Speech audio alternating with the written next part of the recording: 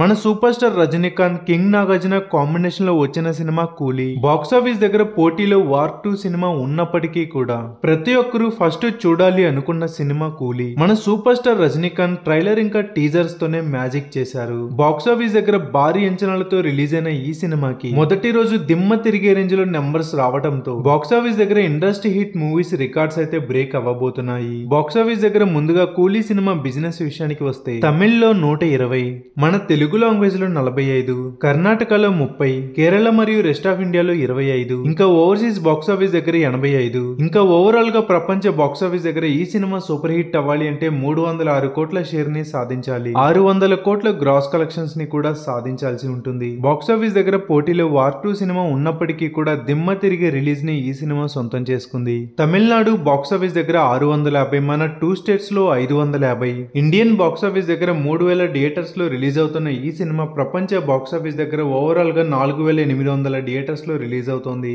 ఇంకా బుకింగ్స్ పరంగా ఈ సినిమాకి డే 1 రోజు ఆల్మోస్ట్ 110 కోట్ల కలెక్షన్లు అయితే వచ్చేసాయి. ఇది మాత్రం super star pure box office stamina అనే చెప్పాలి. కేవలం బుకింగ్స్ తోనే 100 కోట్ల మార్క్ రావటం అంటే మామూలు విషయం కాదు. ఇంకా సినీ వర్గాల అంచనా ప్రకారం ఈ సినిమాకి డే 1 రోజు వరల్డ్ వైడ్ బాక్సాఫీస్ దగ్గర ఆల్మోస్ట్ 180 కోట్ల రేంజ్ లో కలెక్షన్లు అయితే రాబోతున్నాయి. ముఖ్యంగా ఓవర్సీస్ బాక్సాఫీస్ దగ్గర పాన్ ఇండియా సినిమాల రికార్డులన్నీ బ్రేక్ చేసి 8.5 మిలియన్ల కలెక్షన్స్ ని ఈ సినిమా డే 1 రోజు సాధించబోతోంది. పాన్ ఇండియా బాక్సాఫీస్ దగ్గర సీక్వెల్ మూవీతో వచ్చే కలెక్షన్స్ ని సీక్వెల్ ఏమీ కాకుండా ఒక సింగిల్ మూవీతో ఈ రేంజ్ లో నెంబర్స్ అంటే వరల్డ్ వైడ్ బాక్సాఫీస్ దగ్గర సూపర్ స్టార్ రజనీకాంత్ ఇంకా మన 2 స్టేట్స్ లో సూపర్ స్టార్ రజనీకాంత్ ఇంకా కింగ్ నాగార్జున స్టార్ పవర్ అని చెప్పాలి. థియేటర్స్ లో కూలీ సినిమా మీరు ఎవరి కోసం చూడబోతున్నారో మాకు కామెంట్ లో తెలియజేయండి. వీడియోని లైక్ చేయండి, షేర్ చేయండి. ఇలాంటి మరెన్నో ఇన్ఫర్మేటివ్ వీడియోల కోసం ఛానల్ ని సబ్స్క్రైబ్ చేసి పక్కనే ఉన్న బెల్ ఐకాన్ ని కూడా కొట్టండి.